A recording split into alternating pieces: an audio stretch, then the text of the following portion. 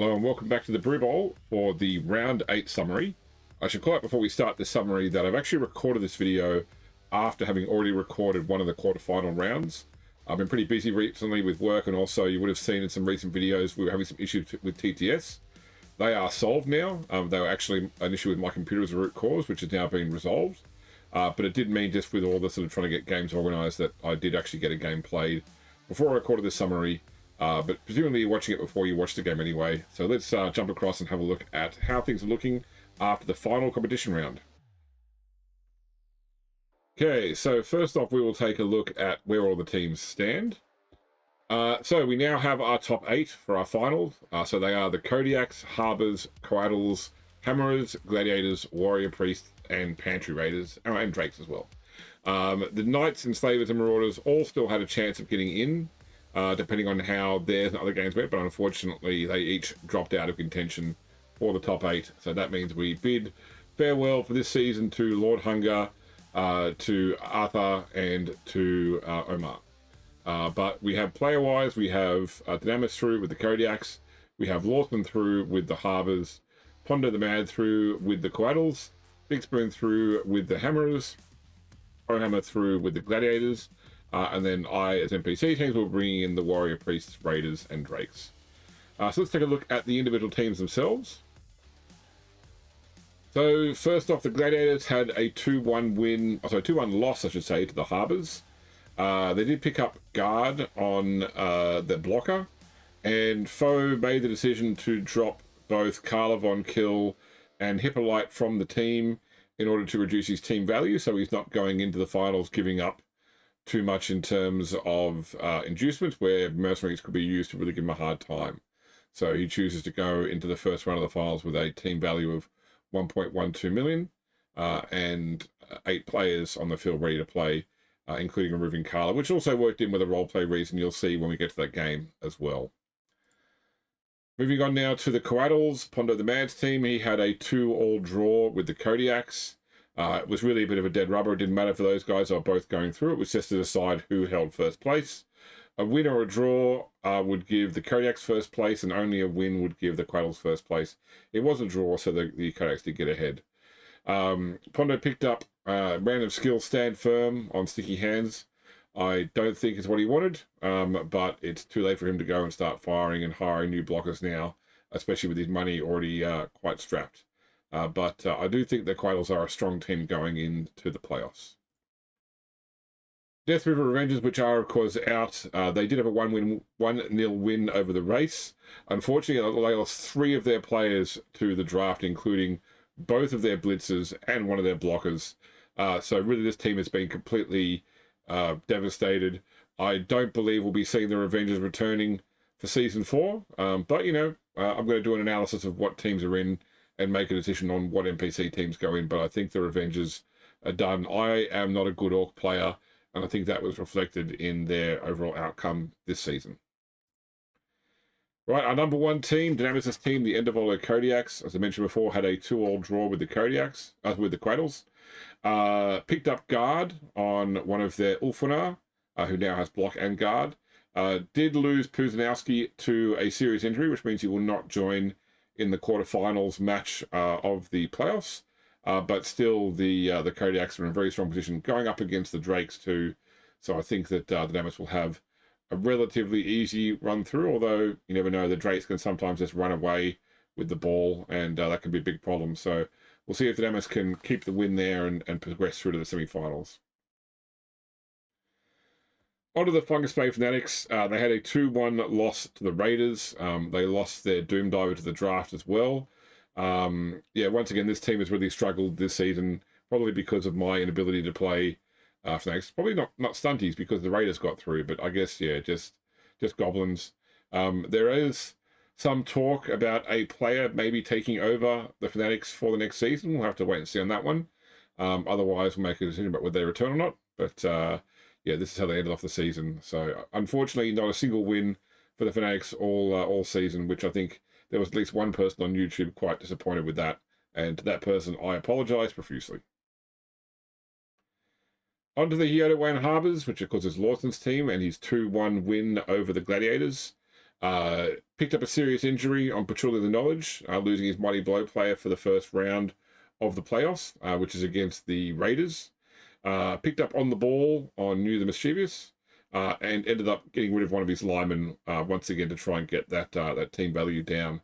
So he'll be going into the quarterfinals with a team value of 890, compared to the Raiders, I think it's like 105. So he'll have a fair amount of inducements there. Okay, Big Spoon's team, the Iron Hammerers, had a 2-1 win over the Drakes in a match I'm still a bit bitter about because my rolling was absolutely shocking, but Spoon played very well.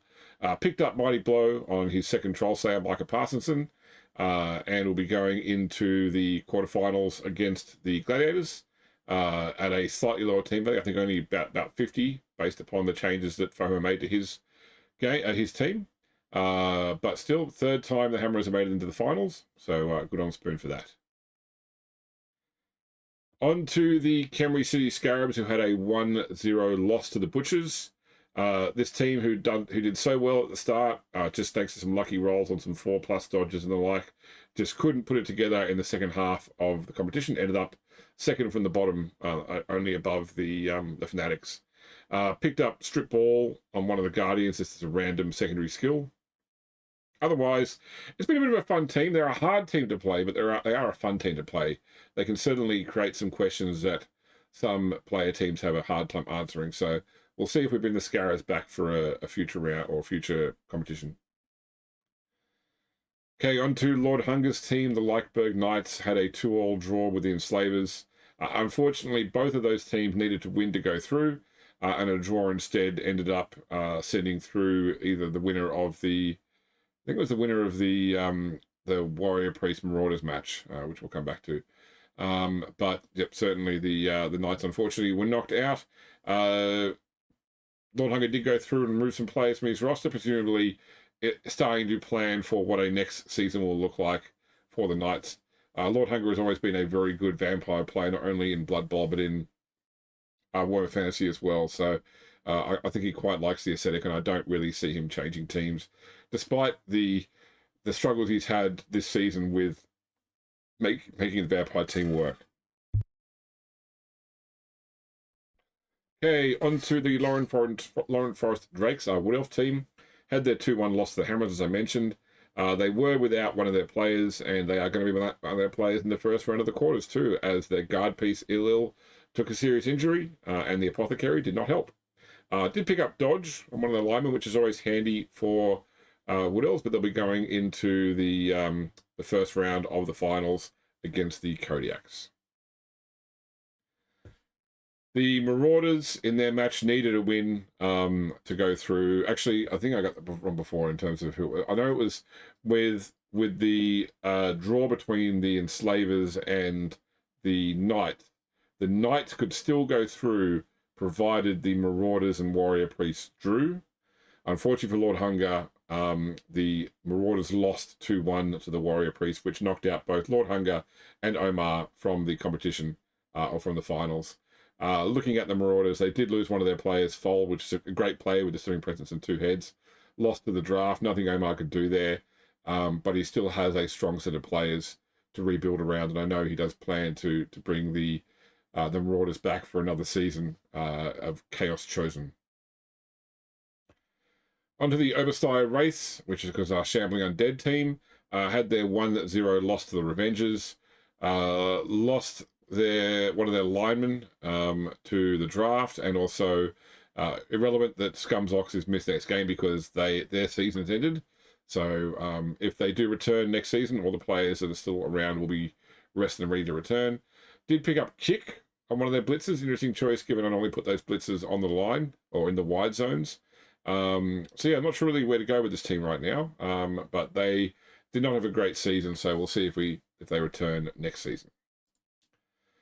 The Scraveold Butchers, one of my favourite teams to play, had a 1-0 win over the Scarabs. Lost one of their Bloodseekers through the draft, but picked up Sidestep on one of their Marauders. Yeah, even when this team loses, it still feels like you're winning because they're so much fun. Didn't really do as well with the fouls and casualties this season as we did last season with the Butchers, but I think that of all the NPC teams, these guys are highly likely to return because they are so much fun to play. On to the Pantry Raiders, a wild card entry into the playoffs. Not really wild card; they got the points required, but no one expected to see Halflings there in the playoffs at the start of the season. They had a 2-1 win over the Fanatics, which honestly was probably a bit of a walkover and probably helped them get into the finals by playing that very low team, thanks to the way the Swiss was organised. They did pick up one more catcher after their own catcher, Deal Gardner, was drafted away, and also picked up guard as a random secondary skill on Calamity Dewfoot. So yeah, they'll be going up against the Harbours, conceding significant amounts of inducements to a player who loves to build mercenaries. So I think that it's going to be a particularly rough time for the Raiders going forward. Wolfstone Enslavers, which is of course AP Gaming Reels team, they had a 2-all draw with the Knights, which, as I mentioned before, meant that neither team went through, unfortunately. For these guys, picked up Safe Pass on Triple H as a random skill. We'll have to wait and see what Arthur chooses to do next season. He has talked briefly about potentially bringing in Elven Union. There's also been some recent talk about potentially Dwarves. So we'll see where Arthur chooses to go. But another great season for the Enslavers. They had a good chance at the finals. About halfway through, they were right near the top of the table, but unfortunately, just the back half of the season really didn't go Arthur's way. So unfortunately, the Enslavers bowed out at this point in the game. And the Beastfoot Warrior Priests also through to the finals thanks to their 2-1 win over the Marauders. They picked up Pile Driver, unfortunate skill, random skill on their Blitzer.